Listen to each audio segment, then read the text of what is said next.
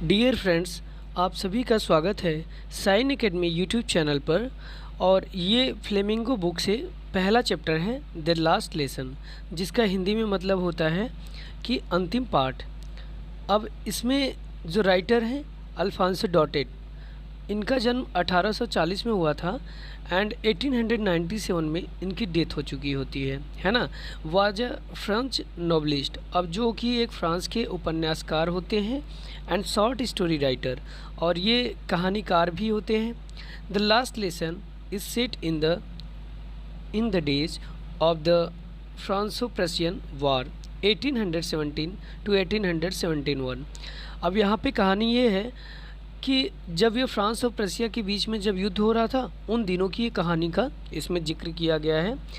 So friends, मैं आपको पूरी तरीके से हिंदी में एक एक वर्ड को एक्सप्लेन कर रखा हूँ और चीज़ें बिल्कुल क्लियर हैं। जहाँ पे आपको नहीं समझ में आएगा तो आप वीडियो पॉज करके आराम से समझ सकते हैं। ठीक है फ्रेंड्स, तो यहाँ पे राइटर ये बताना चाहता है कि जब 1870 से 71 के बीच में जब फ्रांस और प्रशिया के बीच में युद्ध हुआ था, तो इन विच फ्रांस वाज डिफीटेड, जिसमें क्या हुआ था कि फ्रांस की पराजय हो गई थी by Prussia led by Bismarck, जो कि प्रशिया का लीड करा था, जो नेतृत्व कर रहा था बिस्मार्क, और वो क्या करता है, डिफीट कर देता है फ्रांस को। फिर Prussia then consisted of what now are the nations of the Germany. अब ये जो प्रशिया था जर्मनी का, अब जो जर्मनी है उसका ये हिस्सा हुआ करता था। Poland and parts of Austria, अब वहीं पे जो पोलैंड था वो ऑस्ट्रिया का पार्ट हुआ करता था। In this story the French districts of Alsace and Lorraine, अब इस कहानी में ऑल्सेक और लोरेन दो क्या हैं, डिस्ट्रिक्ट है, और इन चीज़ों से भी क्वेश्चन बनता है। ऑल्सेक एंड लोरेन एमसीक्यू में बन जाएगा। है पास्ड इनटू प्रशियन हैंड्स, अब यहाँ पे बताया गया कि जो फ्रसिया का जो फ्रांस का जो डिस्ट्रिक्ट होता है ऑल्सेक एंड लोरेन, ये दोनों डिस्ट्रिक्ट क्या हैं, अंडर कवर में आ जाते हैं प्रशिया के।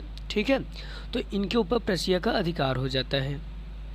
Read the story to find out what effect this had on life at school. अब जाहिर सी बात है, अगर कोई भी कंट्री किसी दूसरे कंट्री के अधिकार में अगर आ जाएगा तो वो दूसरी कंट्री के अकॉर्डिंग ही चलेगा। तो यहाँ पे राइटर यही कहना चाहता है कि उस कंट्री के ऊपर, विद्यालय के ऊपर क्या प्रभाव पड़ेगा, या शिक्षा के ऊपर कह दे तो क्या प्रभाव पड़ेगा। आइए एक एक चीज़ को आराम से क्लियर करके समझते हुए चलेंगे फ्रेंड्स, है ना। स्टार्ट करते हैं। I started for school very let that morning and was in great read of scolding. तो यहाँ पे राइटर ये कहना चाहता है आई स्टार्टेड फॉर स्कूल। अब किसी दिन की बात है जिस दिन राइटर क्या करता है, वेरी लेट, बहुत ही लेट से उस दिन सुबह में जो है वो तैयार होता है, कहाँ के लिए, विद्यालय के लिए। And watch in great read of scolding, और उसको ये भय था कि कहीं बहुत ज़्यादा मुझे डांट पड़ने वाली। स्कॉल्डिंग का मतलब डांट होता है। तो चूँकि राइटर को ये दिक्कत थी कि पहले तो वो लेट से स्टार्ट किया था जाना, सबसे बड़ी बात, और फिर ये करा कि उसको ये भय था कि डांट खाने का। किस लिए, स्पेशली बिकॉज, मुख्य रूप से क्योंकि M Hamel had said that he would question us on participles. अब ये राइटर बता रहा है कि जो एम हेमेल है, एम हेमेल उसके जो है इंग्लिश के टीचर हैं, मुख्य रूप से उनका एक डर था, क्या, कि वो क्वेश्चन करेंगे, वो हम लोगों से पूछेंगे ऑन पार्टिसिपल पे हमसे क्वेश्चन किया जाएगा, क्योंकि वो पहले से ही लेट था। अब उसे एक तो ये डर था, दूसरी बात ये कि पार्टिसिपल पे क्वेश्चन पूछा जाएगा। And I did not know the first word about them, और राइटर ये कह रहा है कि हमको उसके बारे में एक भी ABCD भी नहीं पता था, कुछ भी नहीं पता था। फॉर अ मोमेंट, कुछ पल के लिए, आई थॉट, मैंने ये सोचा, ऑफ रनिंग अवे, कि कहीं दूर निकल जाया जाए, एंड स्पेंडिंग द डे, और समय को व्यतीत कर दे, पूरे दिन को, आउट ऑफ डोर्स, इस स्कूल से बाहर, है ना। तो यहाँ पे डोर का मतलब स्कूल के लिए बोला गया है। तो राइटर ये कहता है कि कुछ पल के लिए तो मुझे ये हुआ कि स्कूल से बाहर ही निकल के पूरा दिन व्यतीत कर देते हैं। इट वॉज सो वार्म, और ये बहुत ही गर्मी का दिन था, चमकीला समय था। वार्म मतलब गर्मी होता है। सो ब्राइट, और अत्यधिक चमकीला, सूर्य की वजह से काफ़ी ज़्यादा चमक थी। द बर्ड्स वर चर्पिंग, जो चिड़िया थी चहचहा रही थी, चर्पिंग का मतलब चहचहाना होता है। एट द एज, किसी किनारे पर, किसी छोर पर, ऑफ द वुड्स मतलब जंगल के। जो चिड़िया थी जंगल के किसी छोर पर चहचहा रही थी। And in the open field back, और खुले मैदान में पीछे की ओर, ऑफ द सामिल, जो आरा मशीन था लकड़ी का, उसे आरा मशीन बोलते हैं। द प्रशियन सोल्जर्स, वहाँ पे जो प्रशियन सोल्जर थे, सिपाही थे, वह ड्रिलिंग, अभ्यास कर रहे थे। ड्रिलिंग का मतलब अभ्यास करना। It was all much more tempting, और ये अत्यधिक आकर्षक था, than the rule for participles.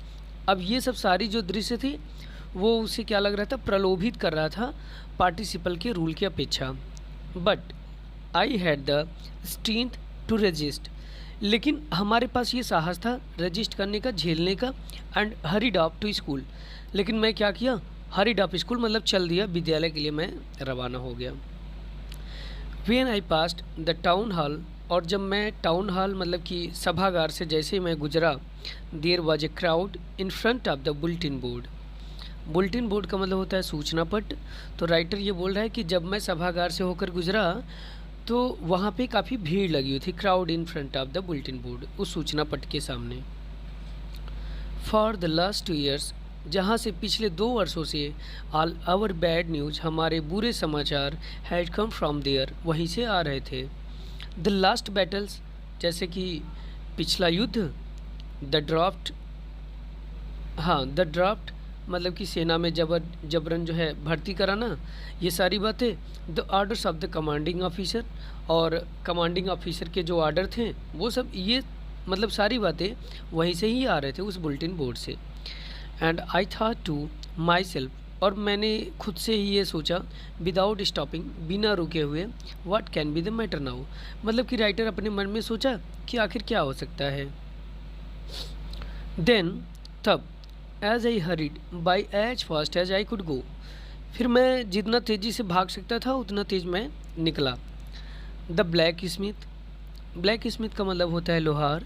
तो जो लोहार था उसका नाम था वाचर, हु वॉज देयर, जो कि वहाँ पे प्रेजेंट था, विथ हिज अप्रेंटिस, अपने चेले के साथ। अप्रेंटिस का मतलब चेला या शिष्य। रीडिंग द बुलेटिन, और ये पढ़ते हुए, बुलेटिन का मतलब कि सूचना पट को पढ़ते हुए, कॉल्ड आफ्टर मी, उसने मुझे क्या किया, पीछे से बुलाया। डोंट गो सो फास्ट, बब, बब मतलब बच्चे फ्रांस लैंग्वेज में। अब ये कहा जा रहा है कि डोंट गो सो फास्ट बब, बच्चे इतने तेज़ से ना जाओ या ना भागो। You will get to your school in plenty of time, कि अभी आपके पास पर्याप्त समय है और आप पर्याप्त समय से स्कूल पहुंच जाएंगे। You will get to your school, आप पहुंच जाएंगे अपने स्कूल में, इन प्लेंटी ऑफ टाइम, पर्याप्त समय में, मतलब अभी आपके पास टाइम है। I thought he was making fun of me, और मुझे ये लगा कि वो मुझसे क्या करें, मजाक करें, फन, है ना।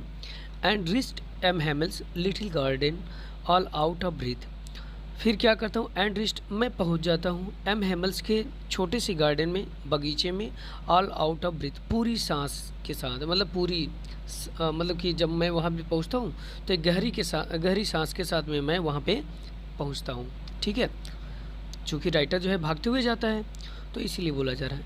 यूजुअली, अक्सर की तरह, व्हेन स्कूल बिगिन, और जब विद्यालय प्रारंभ हो जाता है, देयर वाज अ ग्रेट बसल, तो वहाँ पे एक तेज़ी से आवाज़ होता है, शोर होता है, which could B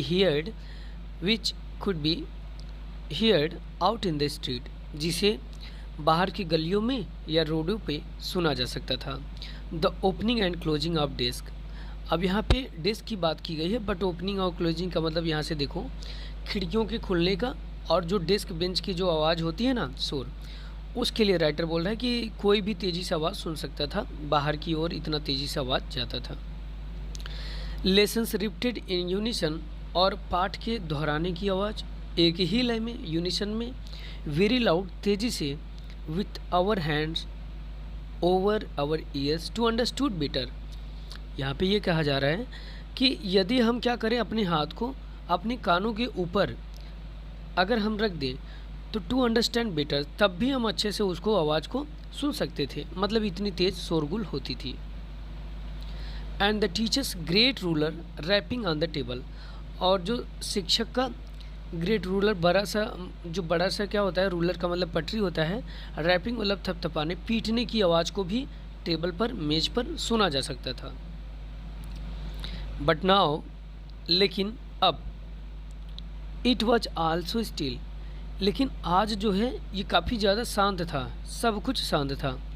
I had counted on the commotion, आप चूँकि राइटर बोल रहा है कि आई हैड काउंटेड ऑन, मैं तो निर्भर था, ऑन द कमोशन मतलब शोरगुल पर, to get to my desk without being seen, और मैं शोरगुल पर इसलिए निर्भर था कि मैं अपने डेस्क तक पहुंच जाऊंगा बिना किसी के देखे ही। बट ऑफ कोर्स, लेकिन वास्तव में, दैट डे, उस दिन, everything had to be as quiet as Sunday morning, लेकिन वास्तव में तो बात यह है कि उस दिन तो ऐसा मतलब सब कुछ शांत था, क्वाइट एज क्वाइट, जैसे संडे का मॉर्निंग हो, जैसे रविवार का दिन हो। थ्रू द विंडोज़, खिड़की से, आई सा, मैंने देखा, माई क्लासमेट्स, हमारे जो सहपाठी थे, ऑलरेडी इन दियर प्लेसेस, पहले से ही अपनी जगह पे बैठे हुए थे। एंड एम हेमिल, और जो एम हेमिल उसके जो इंग्लिश के टीचर होते हैं, walking up and down with his terrible iron ruler under his arm, तो जो उसके इंग्लिश के टीचर हैं एम हेमिल, वो वॉकिंग अप एंड डाउन, आ और जा रहे हैं, मतलब कि ऊपर नीचे आ और जा रहे हैं, विथ इस टेरिबल आयरन, एक भयानक सा लोहे की पटरी लेते हुए, और जो कि अपने बाह में उसको दबाए हुए हैं। ठीक है फ्रेंड्स, चीज़ें बिल्कुल स्पष्ट हैं, और आप बेहतरीन तरीके से चीज़ों को क्या करेंगे, जहाँ पे नहीं समझ में आएगा उसको नोट करते हुए चलेंगे। ठीक है friends, I had to open the door and go in before everybody, अब यहाँ पे राइटर बोल रहा है कि आई हैड टू ओपन, मुझे खोलना पड़ा था, द डोर, दरवाजे को, and go in before everybody, और सबके सामने से जाना पड़ा था। You can imagine how I blushed and how frightened I was, तो आप कल्पना कर सकते हो कि मैं कितना शर्मिंदा हुआ होऊंगा, ब्लस्ट मतलब शर्मिंदा होना, and how frightened I was, और मैं कितना भयभीत था, मैं कितना शर्मिंदा था और मैं कितना भयभीत था, आप खुद ही से कल्पना कर सकते हो। बट, लेकिन, नथिंग हैपेंड, लेकिन कुछ हुआ नहीं। एम हेमिल, सामी, एम हेमिल ने मुझे देखा, एंड सेड वेरी काइंडली, और दयालुतापूर्वक उन्होंने कहा, go to your place quickly, अपने स्थान पे जाओ जल्दी से, लिटिल फ्रेंच, नन्हे फ्रेंच, नन्हे फ्रेंच, अपने स्थान पर जाके आराम से बैठ जाओ। We were beginning without you, हम तो बिना तुम्हारे ही सब चीज़ स्टार्ट कर रहे थे। We were beginning without you, हम तुम्हारे बिना ही स्टार्ट कर रहे थे। I jumped over the bench, I jumped over the bench, फिर यहाँ पे राइटर क्या बोल रहा है कि मैंने क्या किया, जंप किया, बेंच के ऊपर से जंप किया, and sat down at my desk, और फिर मैं अपने डेस्क पे जाकर बैठ गया। Not till then when I had got a little over my fright, और तब तक, when I had got little over my fright, और जब तक मैं अब कुछ अपनी जो है सांस लेता, ठीक है, did I see that our teacher had on his beautiful green coat, तो मैं ये देख सकता था कि teacher had on his beautiful green coat, कि जो हमारे शिक्षक थे एक सुंदर सा हरे कोट में थे, मतलब कि हरा कोट पहन रखे थे। हिज फ्रिल्ड, और उनकी जो झालरदार शर्ट थी, फ्रिल्ड मतलब झालरदार, and the little black silk cap, और जब मैंने देखा तो उनकी जो कैप थी वो रेशमदार जो है कैप थी, काले कलर की रेशमी धागे की जो है क्या बनी थी, टोपी थी, ऑल एम्ब्राइडर्ड, और जो कि पूरी तरीके से कसीदाकारी बुना हुआ गया था, एम्ब्राइडर मतलब कसीदाकारी करना। That he never wore except on inspections and prize days, जिसे वो कभी नहीं पहन के आते थे सिवाय इंस्पेक्शन डे, मतलब कि जब किसी परीक्षण के लिए निकलते थे या तो कोई प्राइज डे का दिन होता था तभी वो उसे पहन के आते थे। Besides the whole school seemed so strange and solemn, और इन सब के अलावा जो पूरा विद्यालय था, सीम्ड ऐसा प्रतीत हो रहा था, बिल्कुल अजीब लग रहा था, एंड सोलेमन मतलब कि शांत लग रहा था। But the thing that surprised, और लेकिन जो सबसे आश्चर्य की बात ये थी, मी मोस्ट वाज, जो मुझे सबसे ज़्यादा आश्चर्य लग रहा था, वाज टू सी, यह देखना कि ऑन द बैक बेंचेज, पीछे के बेंचों पर, दैट वर ऑलवेज एम्प्टी, जो कि हमेशा से खाली होता था, the village people sitting quietly like ourselves, जो गांव के लोग होते थे तो वो भी उस दिन शांतिपूर्वक आके पीछे की ओर हमारे लोगों की तरह भी वो लोग भी बैठे हुए थे, जैसे कि old Hauser with his 3 cornered hat. अब एक बूढ़े व्यक्ति के बारे में बता रहा है राइटर कि ओल्ड हाउजर बैठा हुआ था और जो कि त्रिकोणी टोपी पहने हुआ था। द फार्मर मेयर, पूर्व प्रधान, द फार्मर पोस्ट मास्टर, जो पूर्व डाकिया था वो था, एंड सेवरल अदर बिसाइड्स, और इन सब के अलावा और भी कई लोग बैठे हुए थे। एवरीबडी लुक्ड सैड, और सभी लोग दुखी नज़र आ रहे थे। And Houser had brought and old primer, और जो हाउजर था had brought and old primer, अब वो क्या किया था, एक पुरानी सी बालपोथी लेके रखा था, मतलब कि लाया हुआ था। थम्ड एट द एजेस, और जिसके किनारे पर क्या लगा था, थम्ड मतलब अंगूठी का निशान पड़ गया था, मतलब वो इतनी पुरानी जो है थी, ठीक है। And he held it open on his knees, और वह उस बालपोथी को क्या किया था, अपने जो है नीज मतलब कि पैरों पर खोल रखा था, with his great spectacles lying across the pages, और जिस पे उसने क्या किया था, अपने स्पेक्टिकल्स मतलब कि नज़र वाले चश्मे को क्या किया था, अक्रॉस द पेजेस के तिरछा करके जो है रख दिया था, तिरछा करके उस पेज पर बालपोथी पर अपने चश्मे को रखा हुआ था, ठीक है। आई होप आपको सब कुछ समझ में आ रहा होगा फ्रेंड्स। तो अगर चीज़ें समझ में आ रही हैं तो लाइक और शेयर करते जाएंगे, जिससे कि और भी हमारे जो फ्रेंड्स हैं उनके पास तक ये चीज़ें पहुंच सकें। While I was wondering about it all, और ये सब चीज़ें, जब ये सब चीज़ मैं देख करके आश्चर्य कर रहा था, उसी टाइम एम हेमल माउंटेड ही चेयर, तो एम हेमल अपने जो है कुर्सी पर, चेयर मतलब कुर्सी पर, माउंटेड मतलब सवार होते हैं, उसी टाइम सवार होते हैं, बैठते हैं।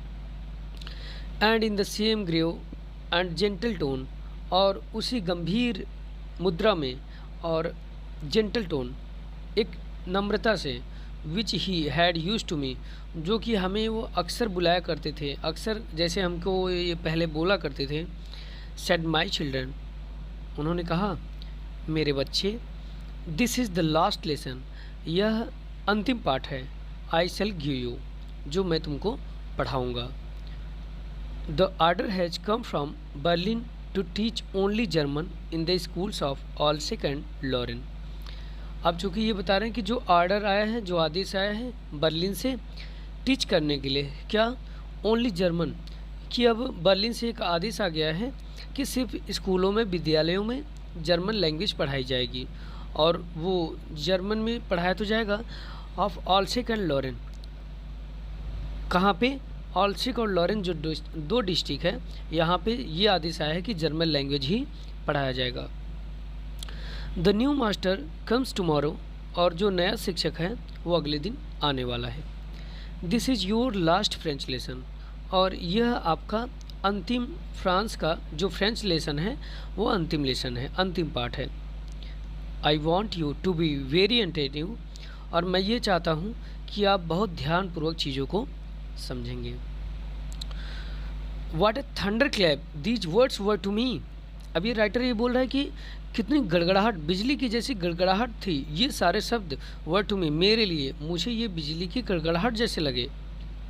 ओह द रिचेज, अरे भागो, that watch what they had put up at the town hall, तो यही था जो वहाँ पे पुट अप मतलब कि रखा हुआ था, लगा हुआ था, कहाँ पे, सभागार में, जहाँ पे भीड़ लगी हुई थी, जहाँ से पिछले 2 वर्षों से सारे बैड न्यूज आ रहे थे। तो राइटर कह रहा है कि अच्छा यही चीज़ था जो पिछले 2 वर्षों से वहाँ से आ रहा था, और यही वहाँ पे फिर से चस्पा हुआ था, लगा हुआ था, पुटअप था, यही सूचना थी, ठीक है। रेचेज का मतलब क्या होता है, किसी को एक प्रकार से गाली देना, या तो यहाँ पे कहा जा रहा है कि वो द रेचेज मतलब अरे भागो। माई लास्ट फ्रेंच लेसन, हमारा अंतिम पाठ lesson.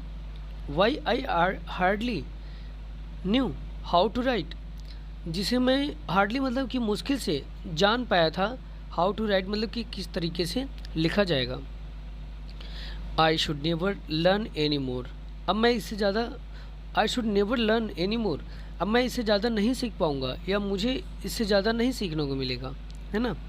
I must stop there then, अब मुझे यहीं पे रुक जाना पड़ेगा या इसे यहीं पे रोक देना पड़ेगा। ओह हाउ सॉरी, कितनी दुख की बात है। I was for not learning my lesson, कि मैं अपने पाठ को सीख नहीं सकता हूँ या नहीं सीख पाऊँगा, ठीक है। फॉर सीकिंग वर्ड्स, अब उसको दुख ये इस बात का है कि I was for not learning my lesson, हमने अपने पाठ को तो सीखा नहीं। फॉर सीकिंग वर्ड सेक्स, क्योंकि मैं क्या कर रहा था, चिड़िए के अंडों को खोज रहा था। Are going slides on the Saar, या तो मैं स्लाइड करने के लिए, फिसलन वाला खेल खेलने के लिए सार में जाता था। सार एक प्लेस है जहाँ पे वो घूमने के लिए जाता था। तो वो फ्रेंच लैंग्वेज को सीखने के बजाय या तो जो है चिड़िए के अंडों को खोजने के लिए जाता था या तो स्लाइडिंग का खेल खेलने के लिए जाता था।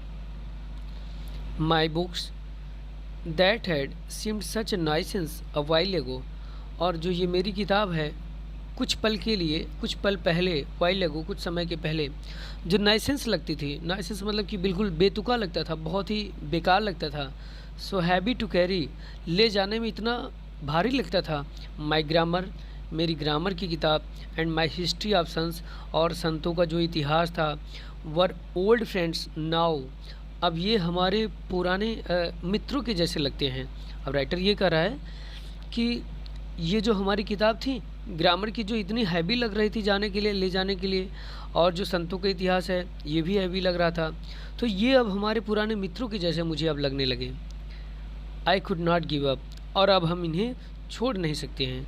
एंड एम हेमल टू, और एम हेमल को भी, जो एम हेमल जो इंग्लिश के टीचर थे। दैट आइडिया, जिनका विचार, that he was going away, कि अब वो जाने वाले हैं। That I should never see him again, कि अब हम उन्हें कभी देख नहीं पाएंगे। Made me forget all about his ruler and how cranky he was, तो ये हमको ये भूलना पड़ रहा है, या हमको ये भूलने के लिए मजबूर होना पड़ रहा है कि forget all about his ruler, जो इनका शासन था, and how cranky he was, वो कितने स्ट्रिक्ट थे, और ये सब सारी बातें, कितने वो डिसिप्लिन मेंटेन करते थे। अब इन सब चीज़ों को हम भूल जा रहे हैं या भूलना पड़ रहा है मुझे, क्योंकि अब वो लास्ट लेसन है और वो जाने वाले हैं, और ये ख्याल हमको सब कुछ जो है भूलने पे मजबूर कर रहा है कि वो कितने जो है क्रैंकी थे और उनका कितना रूलर था, भय था एक प्रकार से, या शासन था। तो इन सब चीज़ों को हम भूल पा रहे हैं, और ये भी चीज़ें हमें याद आएंगी कि अब हम मुश्किल से ही इन चीज़ों को छोड़ सकते हैं, ठीक है। जो हमारी किताबें हैं, अब हमें जो अभी बेतुका लग रही थी, बेकार लग रही थी, अब इन चीज़ों को हम छोड़ नहीं सकते हैं, और अपने टीचर एम हेमल को भी। आगे चलते हैं। पुअर मैन, बेचारे व्यक्ति, किसके लिए बोला जा रहा है, टीचर के लिए। It was in honour of this last lesson, और ये सब चीज़ उनके सम्मान में था, ये जो अंतिम पाठ है उनके सम्मान के लिए था। That he had put on his fine Sunday cloth, ठीक है। अब ये सब जो भी था, जो नए कपड़े वो पहन के आए थे, put on his fine Sunday cloth, अब जो वो संडे के दिन कपड़े पहन के आते थे, ठीक है। एंड नाउ आई अंडरस्टूड, देखो अभी हम पे राइटर ये कहना चाहता है कि जो वो संडे के दिन क्लोथ्स पहन के आते थे और वो आज के दिन पहन के आए हैं, तो इसका मतलब कि ये लास्ट लेसन के सम्मान में पहन करके आए हैं। एंड नाउ आई अंडरस्टूड, अब मैं समझ गया कि जो वो संडे के दिन पहन के आते थे, है ना, तो या किसी जो है इंस्पेक्शन डे पे पहन के आते थे, वो अगर आज पहन के आए हैं तो ये लास्ट लेसन के अंतिम रिस्पेक्ट में पहन के आए हैं, ठीक है। Why the old man of the village were sitting there in the back of the room, और इसी वजह से जो व्यक्ति हैं, जो गांव के लोग हैं, वो लोग भी यहाँ पे पीछे के कमरे में बैठे हुए थे, ठीक है। इट वॉज बिकॉज, क्योंकि ये सब इसलिए था क्योंकि दे वर सॉरी, क्योंकि वो दुख प्रकट करना चाहते थे। टू, उन्हें भी दुख था। That they had not gone to school more, कि अब वो विद्यालय नहीं जा सकते हैं, अब आगे वो विद्यालय नहीं जा सकते हैं, तो वो लोग भी अपना दुख प्रकट करने के लिए आए थे। इट वॉज देयर वे, और ये उनका एक तरीका था, आप थैंकिंग धन्यवाद कहने का, और मास्टर्स हमारे शिक्षक को धन्यवाद कहने का था, of his 40 years of faithful service, कि उनका जो 40 साल से सर्विस देना था, यहाँ पे जो सेवा करना था विश्वास रूप से, ठीक है, फेथफुल तरीके से, and of showing their respect for the country that was theirs no more. और ये जो रिस्पेक्ट जो उन्होंने अपने कंट्री के लिए इतना 40 वर्षों के लिए सेवा किया और जो उन्होंने सम्मान किया, तो इसके रिस्पेक्ट में गांव के लोग भी इकट्ठा हुए थे, उनको सॉरी मतलब कि एक धन्यवाद देने के लिए इकट्ठा हुए थे। दैट वाज दियर्स नो मोर, कि जो कि अब वो जो हमारे टीचर हैं अब इससे ज़्यादा वो नहीं कर सकते हैं और ना ही तो अब वो रुकने वाले हैं। तो इसी सम्मान में गांव वाले भी वहाँ पे धन्यवाद कहने के लिए एकत्रित हुए थे। वाइल, जबकि I was thinking of all this, और जब मैं ये सब चीज़ें सोच रहा था, आई हियर्ड, तो मैंने ये सुना, माई नेम कॉल्ड, कि मेरा नाम लिया गया था। It was my turn to recite, और ये मेरी अब बारी थी, रिसाइट उच्चारण करने का मतलब बोलने का। What would I not have given to be able to say that dreadful rule for the participle all through? अब what would I not have given to be, हमने क्या कुछ नहीं किया होता able to कहने के लिए, say the dreadful rule। अब ये जो पार्टिसिपल का रूल था, भयानक जो ये रूल था, अब इसको बोलने के लिए, पार्टिसिपल को पूरी तरीके से बोलने के लिए हमने क्या कुछ नहीं किया होता। वेरी लाउड, वेरी तेज, वेरी लाउड मतलब बहुत तेज़ी से, एंड क्लियर स्पष्ट रूप से, एंड विदाउट वन मिस्टेक मतलब बिना एक गलती के तेज़ी से स्पष्ट रूप से बोलने के लिए पार्टिसिपल के नियम को हमने क्या कुछ नहीं किया, ठीक है, ठीक। बट लेकिन आई गॉट मिक्सड अप, लेकिन मैंने सब कुछ मिला दिया था ऑन द फर्स्ट वर्ड्स, एक ही शब्द में, मतलब एक ही बार में जब मैंने कुछ भी बोलना स्टार्ट किया तो सब कुछ मैंने घोल मेल कर दिया, मतलब सब कुछ मिला दिया था। एंड स्टूड देयर, और वहीं पे खड़ा हो गया। Holding on the my desk, अपने डेस्क को, मेज़ को पकड़ के, मतलब वहीं पे जो डेस्क जो जिस पे मतलब बच्चे पढ़ते हैं, तो उसको पकड़ करके मैं वहीं पे खड़ा हो गया, क्योंकि मैं पहली ही बार में सब कुछ घोल मेल कर दिया था। माई हार्ट बीटिंग, और जो मेरा दिल था बीटिंग हो रहा था, धड़क रहा था। And not daring to look up, और हमारे पास ये साहस नहीं थी कि हम ऊपर देख लें। आई हियर्ड एम हेमल से टू मी, और फिर मैंने ये सुना कि जो एम हेमल है वो मुझसे ये कहते हैं, आई वॉन्ट स्कोल्ड यू, मैं तुम्हें डांटना नहीं चाहता हूँ। लिटिल फ्रेंच, नन्हे फ्रेंच, अब यहाँ पे देखो राइटर को लिटिल फ्रेंच के नाम से जाना जा रहा है और ये MCQ में आता भी है। You must feel bad enough, तुम्हें तो वैसे ही पर्याप्त रूप से दुख हो रहा है, तो मैं तुम्हें डांटना नहीं चाहता हूँ। सी हाउ इट इज, देखो ऐसा है, देखो ऐसा है, एवरी डे, हर दिन, प्रत्येक दिन, we have said to ourselves, हम अपने आप से तो ये बोलते हैं, वाह, I have plenty of time, अभी तो मेरे पास बहुत टाइम है। I will learn it tomorrow, मैं इसे किसी अगले दिन सीख लूँगा। हम अपने आप से यही कहते हैं ना कि अभी हमारे पास बहुत पर्याप्त समय है, मैं अगले दिन सीख लूँगा। एंड नाउ यू सी, और तुम ये देख सकते हो, where we have come out, अब हम किस जगह पे आ गए हैं। That's the great trouble with Alsace, और यही सबसे बड़ी परेशानी है। किसके साथ में? ऑलसेक, मतलब कि ऑलसेक के लोगों के साथ में, जो ऑलसेक डिस्ट्रिक्ट था वहाँ के लोगों के लिए सबसे बड़ी परेशानी यही है। सी पुट्स ऑफ, वो छोड़ देते हैं या रख देते हैं, लर्निंग टिल टुमारो, अगले दिन के लिए। नाउ दोज फेलोज, अब वो लोग, फेलोज का मतलब कि यहाँ प्रशियन सोल्जर्स के लिए कहा गया है कि अब वो लोग out there will have the right to say to you, अब वो आपसे ये सीधा सीधा ये कहेंगे, हाउ इज इट, ऐसा कैसे है। You pretended to be Frenchman, तो तुम फ्रेंचमैन बनने का बहाना बनाओगे। प्रिटेंडेड मतलब बहाना, फ्रेंचमैन मतलब कि फ्रांसीसी बनने का बहाना बनाओगे। And yet you can neither speak, और फिर भी तुम बोल नहीं सकते हो, not right your own language, और ना ही तो तुम अपने लैंग्वेज को लिख सकते हो, ना तो तुम बोल सकते हो और ना ही तो तुम लिख सकते हो। अगर वो पूछेंगे तो तुम ना तो तुम लिख सकते हो, ना ही तो फ्रेंच लैंग्वेज बोल भी सकते हो। बट लेकिन you are not the worst, लेकिन तुम इतने भी बुरे नहीं हो। पुअर लिटिल फ्रेंच, नन्हे फ्रेंच, तुम इतने भी बुरे नहीं हो। We have all a great deal to reproach ourselves with. हम अपने आप को जो है फटकारना चाहते हैं। फटकारना, रिप्रोच मतलब फटकारना होता है। We have all great deal. अब हम इन सब चीज़ों की, इन गलतियों के लिए अपने आप को जो है क्या करते हैं, फटकारते हैं। Your parents were not anxious enough to have you learn. अब आपके जो पेरेंट्स हैं, जो माता पिता हैं, वर नॉट एंजियस, उनको कोई चिंता नहीं होती, enough to have you learn, कि आपकी जो पढ़ाई है, जो लर्न है, कि आप ज़्यादा से ज़्यादा सीख पाओ, इसके लिए आपके पेरेंट्स को, माता पिता को कोई चिंता नहीं होती है। दे प्रीफर्ड, बल्कि वो प्रीफर करते हैं क्या, to put you to work on a farm और एट द मिल्स, बल्कि वो ये पसंद करते हैं कि तुम कहीं पे काम करो, किसी फर्म में या तो किसी मिल पे काम करो, है ना।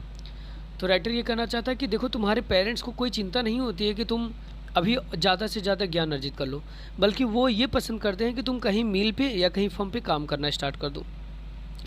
सो as to have a little more money, थोड़े से पैसे के लिए। And I have been to blame also, और मैं भी अपने आप को ब्लेम मानता हूँ, मतलब कि दोषी मानता हूँ। मैं भी अपने आप को दोषी समझता हूँ। Have I not often sent you to water my flowers instead of learning your lessons. अब टीचर ये बोल रहा है कि have I not often sent you, क्या मैंने तुम्हें कभी नहीं भेजा था, टू वाटर मतलब पानी देने के लिए, माई फ्लावर्स अपने फूलों को, क्या मैंने तुम्हें कभी फूलों को देने के लिए फूलों को पानी देने के लिए भेजा नहीं था। इंस्टेड ऑफ लर्निंग, पढ़ने के बजाय, योर लेसन्स मतलब तुम्हारे पाठ को पढ़ने के बजाय, क्या मैंने तुम्हें कभी ये नहीं भेजा था कि फूलों को पानी दे दो। तो मेरा भी ब्लेम है। And when I wanted to go fishing, और जब कभी मैं ये जाता था फिशिंग करने के लिए, मछली पकड़ने के लिए, did I not just give you a holiday, तो क्या मैं तब तुम्हारी छुट्टी नहीं कर देता था। तो ये राइटर ये कह रहा है कि हमारे टीचर ने भी कहा कि कहीं ना कहीं मेरा भी ब्लेम है, आपके पेरेंट्स का भी है ब्लेम, तो कहीं मेरा भी है, क्योंकि मैं भी फूलों को जब पानी देना होता था तो मैं भी कह देता था कि जाओ जो है पानी दे दो, या तो कभी जब मुझे मछली पकड़ना होता था तब भी मैं छुट्टी कर देता था। देन तब from one thing to another, एक के बाद एक, M Hamel went on to talk of the French language. तब वो उन्होंने एक के बाद ये जारी रखा हमसे बात करने में फ्रेंच लैंग्वेज में। फ्रांस लैंग्वेज में उन्होंने मुझसे कुछ न कुछ एक के बाद एक मतलब कि बोलते रहे या कहना स्टार्ट कर दिया। Saying that it was the most beautiful, और उन्होंने ये कहा कि ये सबसे सुंदर लैंग्वेज है, सबसे अच्छी लैंग्वेज है ना, भाषा है इन द वर्ल्ड, पूरे संसार में जो फ्रेंच लैंग्वेज है सबसे सुंदर लैंग्वेज है। द क्लियरेस्ट, सबसे स्पष्ट, द मोस्ट लॉजिकल, सबसे तथ्यात्मक, that we must guard it among us, जिसे हमें सुरक्षा करना चाहिए, इट एमंग अस, हम लोगों के बीच में इसे रहने देना चाहिए, एंड नेवर फॉरगेट इट, और ना ही तो कभी हमें इसे भूलना चाहिए। बिकॉज, क्योंकि वे न पीपल, जब कोई भी लोग, और इंस्लेप्ड, जब कोई भी गुलाम होते हैं, as long as they hold fast to their language, it is as if they had the key to the their prison. यदि कोई गुलाम होता है ना, कोई गुलाम होता है, as long as they hold fast their language, और यदि वो अपनी लैंग्वेज को पकड़ के रखते हैं, पकड़ के रखते का मतलब कि अगर उनको अपनी लैंग्वेज आती है तो इट इज़ एज इफ, मानो ये ऐसा होता है, they had the key to their prison, कि उनके पास जेल की चाबी होती है। अगर कोई पर्सन को, अगर किसी लोग को अगर उनकी लैंग्वेज आती है तो ऐसा लगता है कि उनके पास क्या है, उनके पास क्या, जेल की चाबी है, तो कोई उन्हें गुलाम नहीं कर सकता है। Then he open the grammar, और फिर उन्होंने ग्रामर को ओपन किया, खोला, and read us our lesson, तो हमें उन्होंने पढ़ाया, हमारे लेसन को, पाठ को पढ़ाया। I was amazed to see how well I understood it, और मुझे ये आश्चर्य लगा, टू सी ये देखने में, हाउ वेल कितनी अच्छी तरीके से, आई अंडरस्टूड कि मैं कितने अच्छे तरीके से समझ गया इसे। ऑल ही सेड, जो कुछ भी उन्होंने कहा, सीम्ड, ऐसा लग रहा था, सो इजी बहुत ही आसान लग रहा था, very simple. I think too that, और मैं ये भी सोच रहा था कि I had never listen so carefully, कि मैंने कभी इसे ध्यानपूर्वक सुना ही नहीं था। And that he had never explain everything with so much patience, और ही हैड नेवर एक्सप्लेन, और उन्होंने कभी एक्सप्लेन भी नहीं किया था एवरीथिंग, सब कुछ को, विथ सो मच पेशेंस, इतने धैर्य से।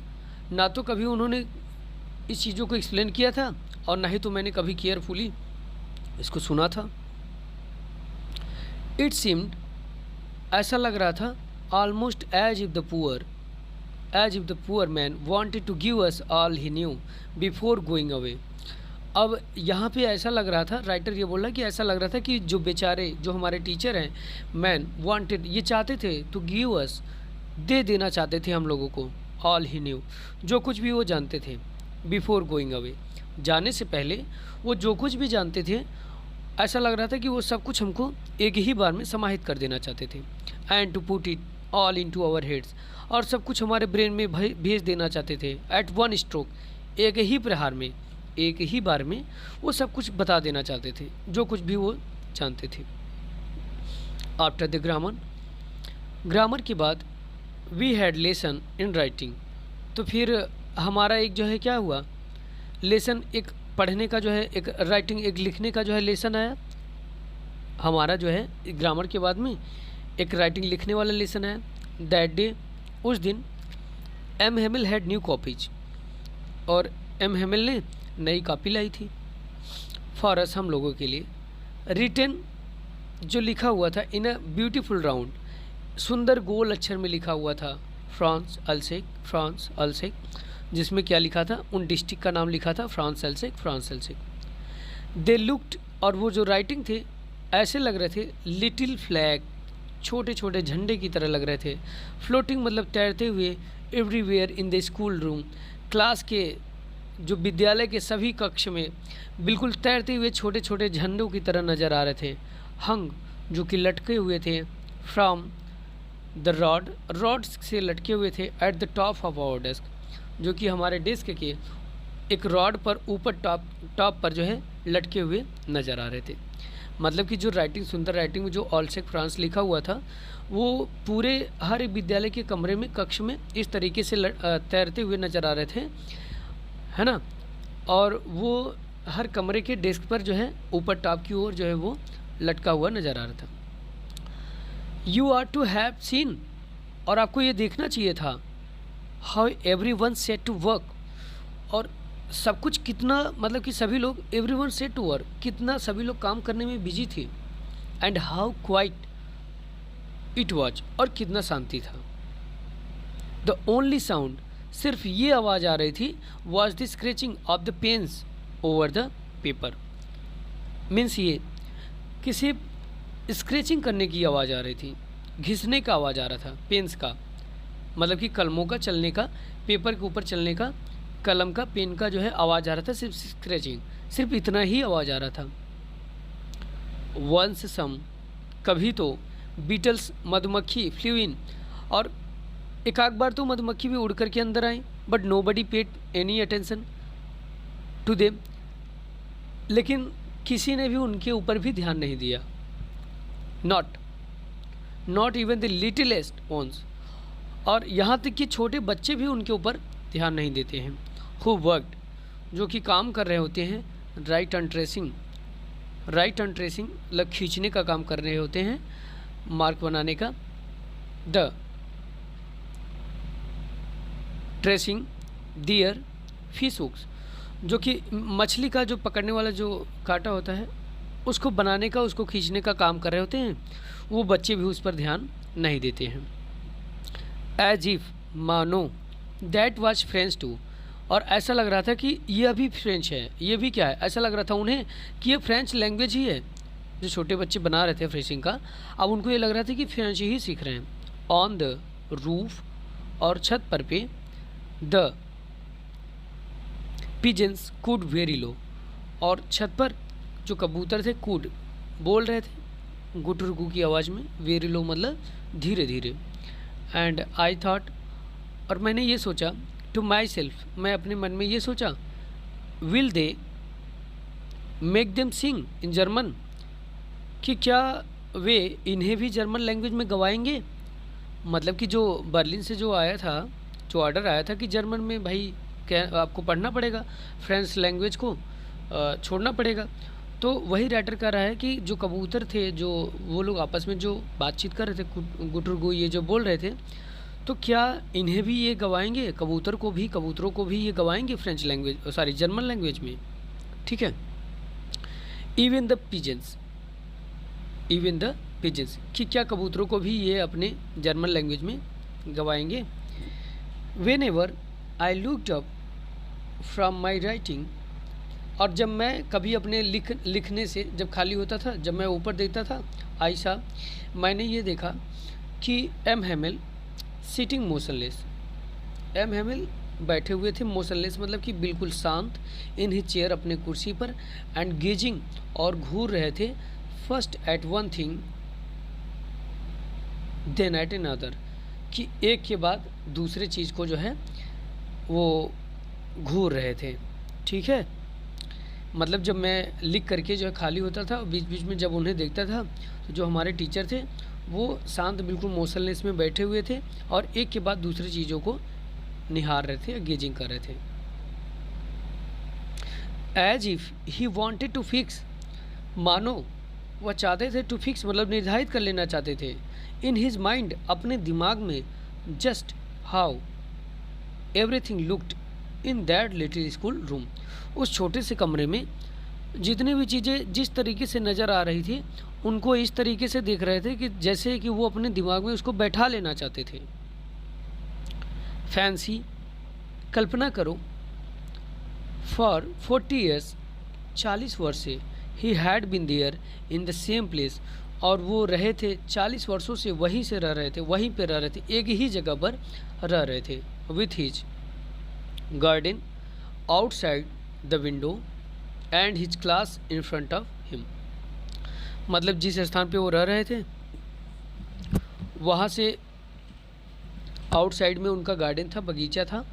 ठीक है, द विंडो मतलब कि खिड़की से बाहर उनका एक बगीचा था, and his class in front of him, और उनके सामने उनका क्लासरूम था। ठीक है, just like that only the desk and benches, अब ये समझो कि जैसे only the desk and benches had been worn का मतलब कि पूरी तरीके से घिस जाना, मतलब कि रगड़ जाना पूरी तरीके से, on the desk and benches. अब चूंकि वो 40 साल से वहाँ पे रह रहे थे, तो यहाँ पे राइटर ये कह रहा है कि 40 सालों से जो डेस्क और बेंच की ये हालत हो गई थी कि पूरी तरीके से घिस चुके थे, हैड बीन वोर्न, स्मूथ, बिल्कुल स्मूथ हो चुके थे। द वॉलनट ट्रीज, अब जो वॉलनट ट्रीज था, वॉलनट ट्रीज का मतलब कि जो अखरोट का पेड़ था, इन द गार्डन बगीचे में, वट टालर, लंबा हो चुका था, एंड द होप वाइन, और जो अंगूर की बेल थी, होप वाइन मतलब अंगूर का बेल, that he had planted himself, जिसे उन्होंने खुद ही लगाया था, ट्विंड, वो मुड़ करके, अबाउट द विंडोज, खिड़की से होते हुए, टू द रूफ, वो छत तक पहुंच चुकी थी। ठीक है, जो अंगूर की बेल थी वो मुड़ करके कहाँ तक पहुंच चुकी थी, खिड़की से होते हुए छत पर पहुंच चुकी थी।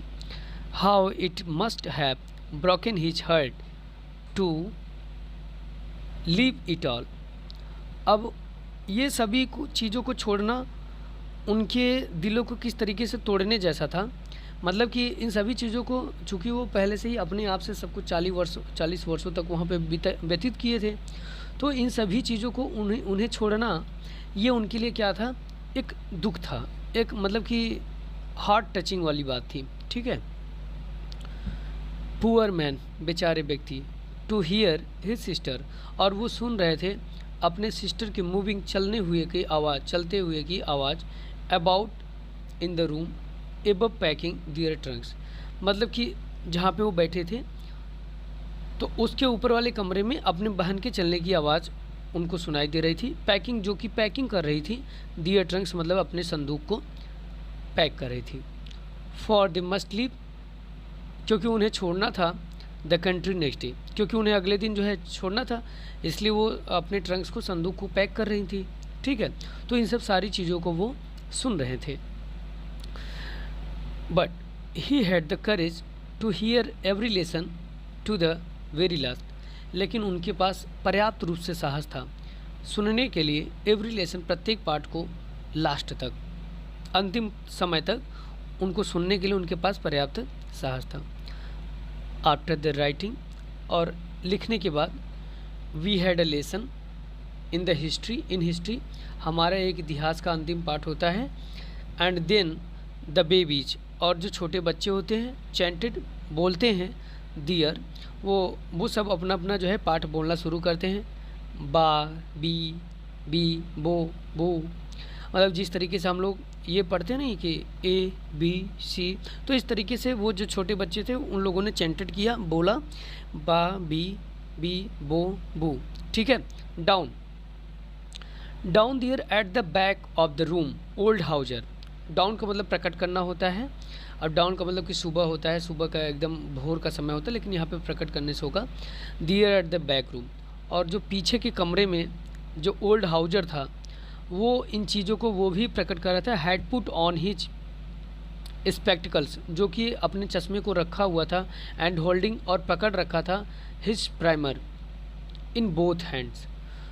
अब वो जो ओल्ड हाउजर था वो अपने दोनों हाथों में अपने किताब को उसको पकड़ रखा था, और जो स्पेक्टिकल्स, जो चश्मा लिया था, उसे पकड़ रखा था, ठीक है। अब चूंकि वो भी चैंटेड कर रहा है तो वो क्या कर रहा है, द लेटेस्ट विद देम, है ना। आगे चलते हैं फ्रेंड्स।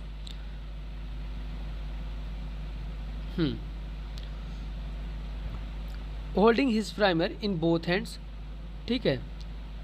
अब वो उनको पकड़ के, अब spectacles and holding his primer in both hands, दोनों हाथों में जो है उसको पकड़ करके, प्राइम जो बालपोथी उसे पकड़ करके, स्पेल्ड, वो भी कहता है द लेटेस्ट, उन अक्षरों को, विद देम, उनके साथ में, जो छोटे छोटे बच्चे मतलब कि पढ़ रहे थे, जो रिसाइटिंग कर रहे थे, उनके साथ में वो ओल्ड हाउजर भी उन्हीं चीज़ों को क्या कर रहा है, रिवीजन कर रहा है, वो भी बोल रहा है। यू कुड सी दैट, और आप ये देख सकते थे, ही टू, वह भी, वॉच क्राइंग, क्राइंग का मतलब अब यहाँ रोने से होगा कि वह भी रो रहा था, ओल्ड हाउजर जो था वो भी पढ़ते पढ़ते रो रहा था।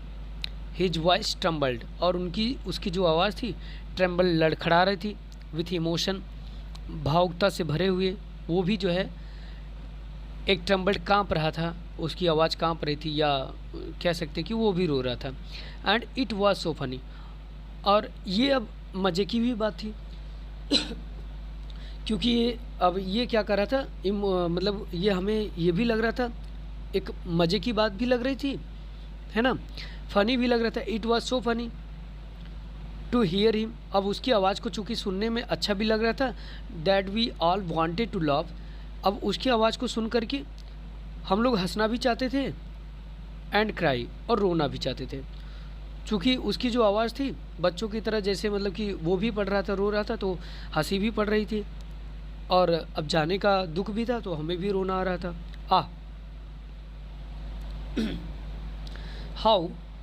How well I remember it, अरे कितना अच्छे तरीके से हमें ये याद हो गया। दैट लास्ट लेसन, अंतिम पाठ। All at once the church clock, और फिर लगभग तुरंत द चर्च क्लॉक, जो चर्च की घंटी होती है, स्ट्रक 12, उसमें 12 बज जाती है। देन द एंजलस, और फिर एंजलस का टाइम होता है। एंजलस मतलब दूतों का समय जो होता है, वहाँ पे कई विद्यालयों में लगाए जाते हैं घंटियाँ बड़ी सी। एट द सेम मोमेंट, उसी पल, द ट्रम्पेट्स का मतलब होता है तुरही, ऑफ द प्रेसियंस, जो प्रेसियन सोल्जर्स होते हैं उनके आने का जो तुरही जो बजाते हैं, जैसे जो बजाया जाता है, उसकी आवाज़ रिटर्निंग फ्रॉम ड्रिल, जब वो अभ्यास करके जो लौटने लगते हैं, तो उसकी आवाज़ साउंडेड अंडर आवर विंडोज़, तो उसकी जो आवाज़ थी, जो उसकी तुरही की जो आवाज़ थी ट्रम्पेट्स की, उसकी आवाज़ हमारे खिड़की तक जो है आ रही थी, खिड़की से नीचे से आ रही थी। एम हेमेल स्टूड अप, तो एम हेमेल खड़े हो जाते हैं, very pail, in his chair, और वो अपने कुर्सी पर निस्तेज, मतलब उनके चेहरे पर पीलापन पड़ जाता है। जब वो खड़े होते हैं अपनी कुर्सी पर से, जब वो उठ के वो खड़े हो जाते हैं तो उनके चेहरे पर पीलापन पड़ जाता है और बिल्कुल मतलब कि निस्तेज चेहरा हो जाता है। आई नेवर सा हिम लुक सो टॉल। अब राइटर कह रहा है कि मैंने उन्हें कभी इतना लंबा देखा नहीं था, मैंने उन्हें कभी देखा नहीं था कि वो इतने लंबे हैं। ठीक है, चूँकि ना तो मैंने कभी उनसे नज़र मिलाई थी और ना ही तो मैंने उन्हें कभी ध्यान से इतना देखा था। माई फ्रेंड्स, मेरे मित्र, सेड ही, उन्होंने कहा। कौन? M Hamel. I but something choked, लेकिन कुछ रुक कर हिम, मतलब कि वो कुछ बोलना भी चाहते हैं लेकिन बोल नहीं पाते, क्योंकि ये जो लास्ट लेसन है ये उनके दिलों को क्या कर रहा है, ब्रोकन कर रहा है। मतलब उनका मन बिल्कुल तरीके से खीन हो गया है कि अब ये 40 साल का जो मैंने सेवा किया अब वो छूटने जा रहा है। He could not go on, और वो अब इससे ज़्यादा कुछ कह ही नहीं सकते थे, मतलब कि कह ही नहीं पा रहे थे। He could not go on, अब वो इससे ज़्यादा नहीं कह पा रहे थे क्योंकि उनका जो गला था वो भर आया था, कुछ बोल ही नहीं पा रहे थे। Then he turn to the blackboard, तब वो क्या करते हैं, ब्लैक बोर्ड मतलब श्यामपट की तरफ मुड़ते हैं। टुक अ पीस ऑफ चाक, एक चाक का टुकड़ा लेते हैं। And bearing on with all his might, और पूरी शक्ति के साथ में, बियरिंग मतलब सहन करते हुए पकड़ते हैं। ही रोट, और फिर उन्होंने लिखा as large as he could, जितना वो बड़ा लिख सकते थे। वाइवा ला फ्रांस, उन्होंने क्या लिखा, वाइवा ला फ्रांस, मतलब क्या होता है, फ्रांस जिंदाबाद। जैसे हम लिखते हैं ना भारत माता की जय, वैसे। देन ही स्टॉप्ड एंड लीन, और तब वो रुक जाते हैं। एंड लीन मतलब कि झुक जाते हैं, उनका सर झुक जाता है। His head against the wall, दीवार से हो करके, दीवार के सहारे उनका सर जो है क्या हो जाता है, झुक जाता है। And without a word he made a gesture to us with his hand, और बिना कुछ शब्द बोले ही मेड अ गेस्चर, उन्होंने इशारा किया, टू अस हम लोगों को, विथ हिज हैंड, अपने हाथ से ही उन्होंने इशारा कर दिया। स्कूल इज़ डिसमिस्ड, स्कूल ख़त्म हो गया, समाप्त हो गया। यू मे गो, और अब आप जा सकते हैं। ठीक है फ्रेंड्स, आई होप चीज़ें बहुत क्लियर है, स्पष्ट रूप से मैंने हर एक वर्ड को क्लियर किया हुआ है। सो फ्रेंड्स, अगर चीज़ें आपको क्लियर बिल्कुल स्पष्ट समझ में आ रही हों तो आप वीडियो को लाइक करेंगे, शेयर करेंगे और सब्सक्राइब कर लेंगे, जिससे कि हमारी आगे आने वाली जो वीडियोज़ होंगी वो सभी आपके पास तक पहुंच पाएंगी, और जो फ्रेंड्स नहीं जुड़े उनके साथ भी, उनके पास तक भी ये नोटिफिकेशन पहुंच जाएगा आराम से। ओके, तो नेक्स्ट वीडियो में मिलते हैं आपसे। Thank you to all of you.